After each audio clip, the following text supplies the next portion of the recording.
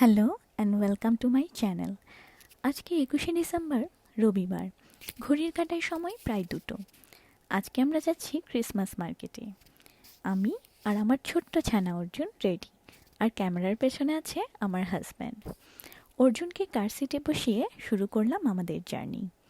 শীতকালে ইউকেতে রোদের দেখা পাওয়া খুব মুশকিল, লাকিলি 2-1 দিন পাওয়া যায়। আজ আকাশটা বেশ রৌদ্রোজ্জ্বল, কিন্তু ঠিক কতক্ষণ এটা থাকবে তা বলা যাচ্ছে না। আবার 4টা বাজতে বাজতেই সন্ধ্যা নেমে পড়বে। রোদ্দুর থাকলেও বাইরে কিন্তু বেশ ঠান্ডা। আজকে টেম্পারেচার ওই 7 ডিগ্রির মতো। আজকে আমরা যাচ্ছি বার্মিংহামের ক্রিসমাস মার্কেটে। এটাই আমাদের বাসা থেকে সব থেকে কাছের ক্রিসমাস মার্কেট। ওখানে যেতে আমাদের সময় লাগবে প্রায় 40 মিনিট। বার্মিংহামে পৌঁছে একটা কার পার্কে গাড়িটা 4 ঘন্টার জন্য রেখে হেঁটে যাচ্ছি ক্রিসমাস মার্কেটের দিকে। এই জায়গাটা ভিক্টোরিয়া স্কোয়ার, বার্মিংহামের একদম সেন্টারে। ওই যে দূরে রাজপ্রাসাদের মতো বিল্ডিংটা দেখা যাচ্ছে, ওটা আর্ট গ্যালারি। এর বাম দিকে কাউন্সিল হাউস। এছাড়াও এখানে আশেপাশে অনেক উঁচু উঁচু দালান রয়েছে, যার বেশিরভাগই কোনো না কোনো অফিস বা দূতাবাস। এখান থেকেই দেখুন ক্রিসমাস মার্কেটের সুন্দর সুন্দর দোকানগুলো শুরু হয়েছে। এই মার্কেটের নাম ফ্র্যাঙ্কফুর্ট ক্রিসমাস মার্কেট। প্রতি বছর নভেম্বর মাসে ক্রিসমাসের প্রায় 1 মাস আগে শুরু হয় এটি, চলে ক্রিসমাসের আগ দিন পর্যন্ত। প্রত্যেকটা দোকানই এত সুন্দর করে সাজানো যে দেখেই চোখ জুড়িয়ে যাচ্ছে। এগুলো সবই কাঠের তৈরি টেম্পোরারি দোকান।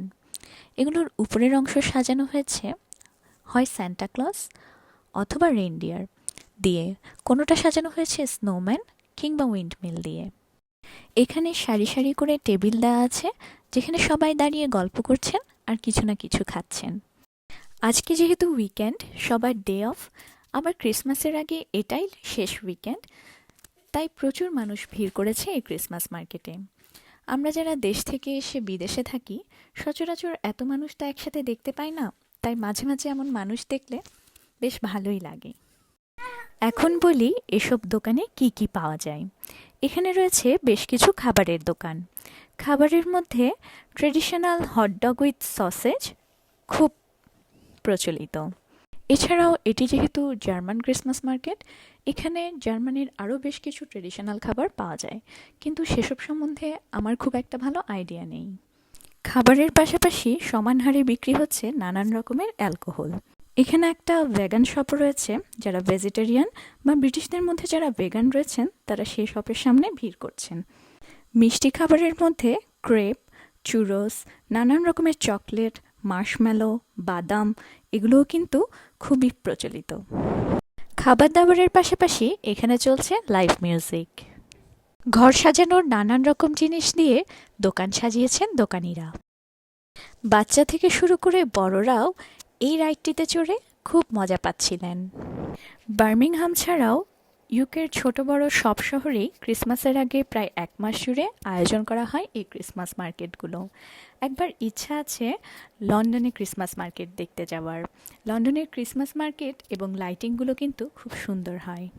প্রতি বছরই আমরা চেষ্টা করি 1টা বা 2টো ক্রিসমাস মার্কেট ঘুরে দেখার। ওই যে দূরে দেখা যাচ্ছে ক্রিসমাস মার্কেটের গেট, লেখা ফ্র্যাঙ্কফুর্ট ক্রিসমাস মার্কেট। ক্রিসমাস মার্কেটে আমাদের খাওয়া দাওয়া, ঘোরাঘুরি, ছবি তোলা সবই শেষ। এখন আমরা এই গেট ধরে সামনের দিকে এগিয়ে যাব। গেট ধরে সামনের দিকে এগোলেই দেখা যায় বার্মিংহামের টাউন সেন্টার। এখানে প্রায় সব ব্র্যান্ডেরই ছোট বড় অনেক দোকান রয়েছে। রয়েছে Bullring shopping mall, Grand Central shopping mall, আর রয়েছে বুলরিংয়ের বুল। এর থেকে ঠিক সোজা হাঁটতে থাকলে দেখা যায় বার্মিংহামের চার্চের। এই চার্চের সামনেও ছবি তোলার জন্য লাইট দিয়ে একটি ফটো বুথ করা হয়েছে, আর এখানেও ছোট বড় আরও কিছু দোকান বসেছে। এগুলোও দেখতে খুব সুন্দর।